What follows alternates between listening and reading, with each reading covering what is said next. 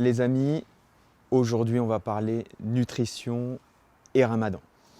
Cette vidéo elle est spécialement conçue pour ceux qui ont pris un petit peu de poids avant le ramadan et qui souhaitent profiter du ramadan pour perdre du poids et peut-être se muscler un petit peu.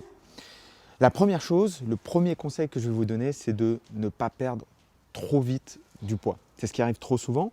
Si on perd trop vite du poids, ce qui se passe, c'est qu'on va utiliser les ressources musculaires qui contiennent des protéines, on va les utiliser, on va perdre de la masse musculaire. Et à ce moment-là, quand on va perdre de la masse musculaire, on va ralentir son métabolisme de base. Le métabolisme de base, c'est combien de calories je consomme au quotidien. Le métabolisme de base, c'est combien de calories on consomme au quotidien. Alors ce qui se passe, c'est que le corps, il n'est pas capable de stocker des protéines. Donc si je suis en déficit de protéines et que j'ai besoin de renouveler mes protéines, et j'en ai besoin en permanence de renouveler mes protéines pour les enzymes, pour la peau, pour les cheveux, pour la masse musculaire, la construction musculaire, le corps va aller puiser dans sa seule ressource de protéines, c'est-à-dire le muscle. Donc première chose qu'on fait, on ne veut pas perdre trop vite. Perdre trop vite, c'est combien ? Eh ben, on considère que si on perd plus de 1,5-2% de son poids de corps par semaine, on commence à perdre trop vite. Je prends un exemple simple, je fais 80 kg. Si je perds plus de 1,5 kg par semaine, il y a de fortes chances que je sois en train d'attaquer mes réserves de muscles et qu'à la fin du jeûne, à la fin du ramadan, quand je vais remanger normalement, eh ben, je vais reprendre du poids tout simplement parce que ma consommation calorique, elle aura baissé parce que ma masse musculaire a baissé. Donc la première chose qu'on va faire, c'est qu'on va, dès le premier jour du ramadan, on va prendre des photos de face, de profil, de dos. On va se peser à jeun, à une heure fixe qu'on aura déterminée. Et ça va nous servir de base pour la suite du jeûne. Ensuite, 2-3 fois par semaine, on va vérifier le poids et on va vérifier la tendance. C'est-à-dire que parfois ça va augmenter beaucoup, parfois ça va diminuer, mais globalement, on va regarder est-ce qu'on se dirige globalement vers plus bas, est-ce qu'on se dirige globalement vers 2% par semaine ou est-ce qu'on est beaucoup plus bas ou beaucoup plus haut. Si on est vers 1-2% de perte de poids de corps par semaine, on sait qu'on est dans la bonne direction. Si on est à moins de 1%, on sait qu'on mange un peu trop et donc dans ce cas-là, il va falloir diminuer un petit peu.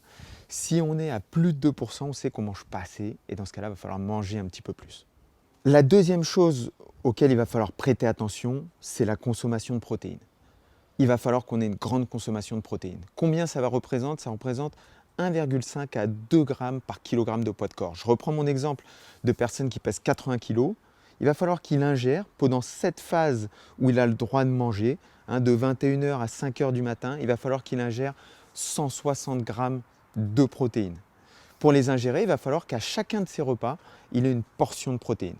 La bonne nouvelle, c'est que instinctivement, à la rupture du jeûne, vous avez déjà une portion de protéines qui est contenue dans le lait qui vous sert à la rupture du jeûne. Ensuite, ce qu'on va faire, c'est que le prochain repas qu'on va faire, on va mettre une source de protéines dedans. Et puis, avant d'aller se coucher, on va essayer de prendre une protéine, plutôt une protéine à digestion lente. Donc, soit par exemple une source de protéines animales, mais avec de la graisse, comme l'agneau, très bonne protéine avec de la graisse, donc à digestion lente, soit de la caséine, par exemple, qui est une source de protéines à digestion lente. Et donc, le dernier repas, on va faire un repas qui va être très riche en protéines, très riche en graisse, très riche en glucides, plutôt des glucides complexes, pas des glucides à indice glycémique haut, plutôt des indices glycémiques bas, des glucides complexes qui vont nous permettre de digérer pendant les heures qui vont suivre le moment où on va reprendre le jeûne. Ensuite, on va parler d'hydratation. Ça va être très important de bien s'hydrater dès la rupture du jeûne, mais ça va être aussi très important de bien s'hydrater avant de reprendre le jeûne, le matin, le dernier repas, presque être en surhydratation de façon à avoir beaucoup d'eau dans le corps quand on va ne plus pouvoir boire. La boisson, il va falloir de préférence, si on est orienté vers une perte de poids, que ce soit des boissons non caloriques de type eau gazeuse ou tout simplement toutes les boissons zéro calories. Le Coca zéro, l'Oasis zéro, le Fanta zéro. Ça pose aucun problème que ce soit des boissons zéro calories. Alors évidemment, je parle de conditions optimales. Si on veut réussir son jeûne dans les conditions les plus optimales, on va effectivement se lever le matin pour pouvoir prendre ce dernier repas. Si on ne le fait pas, on a un jeûne qui est plus long, donc on a un temps plus important pendant lequel on n'a pas d'apport hydrique et pas d'apport protéique. Et donc ce qui se passe, c'est que le corps il réagit de manière très très simple. Si je veux construire un mur ici, et il est constamment en train de construire quelque chose, si je veux construire un mur ici, mais que je n'ai pas les parpaings, je n'ai pas l'outil pour construire ce mur, je vais aller chercher les parpaings sur l'autre mur qui est là-bas pour le construire ici. Donc ce qui se passe simplement, si je suis en train de construire le quadriceps, le muscle de la cuisse, parce que hier j'ai fait une série de squats, mais que je n'ai pas l'outil, je n'ai pas les parpaings, je n'ai pas les protéines pour construire le muscle de la cuisse, le quadriceps, je vais aller chercher ces outils dans mon biceps pour aller construire dans le quadriceps. C'est pour ça que, de manière générale, je veux avoir un apport quasiment constant ou quasiment continu en acides aminés, c'est-à-dire en protéines qui sont décomposées. Alors en termes d'entraînement, quelles sont les choses qu'on va privilégier pendant cette phase de jeûne? La première chose qu'il faut comprendre, c'est que je vais éviter tout ce qui est dépenses énergétiques trop intenses. Je vais éviter tout ce qui est fractionné.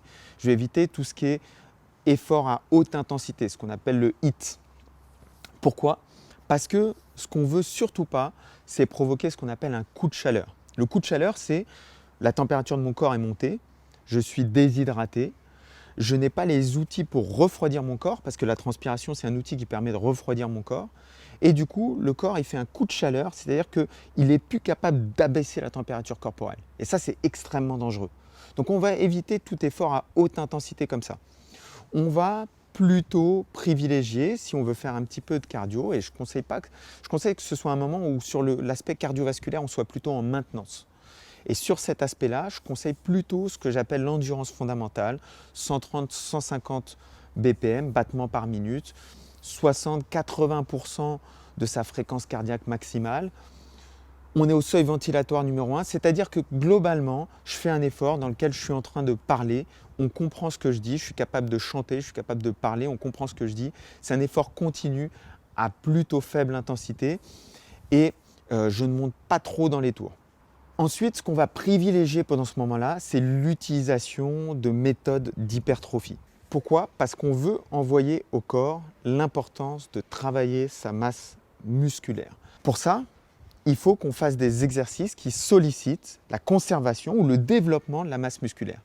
C'est des choses qui vont être possibles que si on a une masse grasse qui est un petit peu trop importante, qu'on est un petit peu en surpoids, qu'on est à 15-20% de matière grasse. Et dans ce cas-là, on va pouvoir faire en même temps perdre de la graisse et gagner du muscle.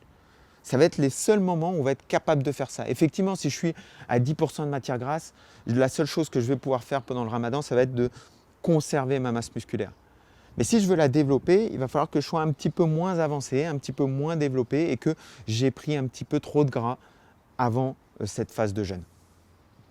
Donc en termes d'hypertrophie, ce que je vais recommander, c'est 3 à 4 entraînements par semaine qui vont privilégier le développement de la masse musculaire, l'hypertrophie. Plutôt des mouvements polyarticulaires, plutôt des mouvements qui ciblent la totalité du corps, donc des mouvements de poussée du haut du corps, des mouvements de tirage du haut du corps, des mouvements sur la chaîne antérieure sur le bas du corps, sur les quadriceps notamment, et puis des mouvements sur la chaîne postérieure sur le bas du corps, les fessiers, les ischios, éventuellement les mollets. Enfin, la dernière chose dont on va parler, c'est le timing. À quel moment je vais m'entraîner?